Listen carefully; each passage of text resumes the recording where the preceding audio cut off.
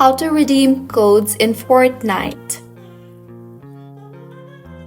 Hello everyone, I am Bishaka and welcome to our channel.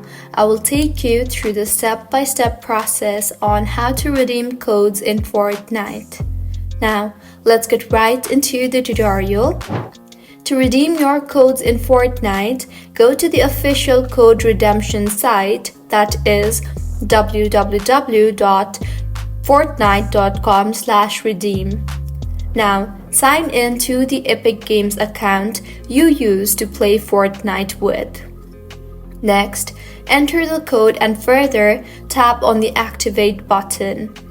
Now, launch Fortnite to automatically get your reward. You will know a code has been successfully redeemed when you next launch Fortnite, as a pop-up reward screen will appear. If you're logged on to Fortnite already while redeeming the code and don't see it in your locker, exit the game and then log in again. So, this is how you can redeem codes in Fortnite. If you found the video helpful, smash that like button, comment if you have any queries, and be sure to subscribe to our channel, Login Shines, for similar helpful tutorials. See you on the next one.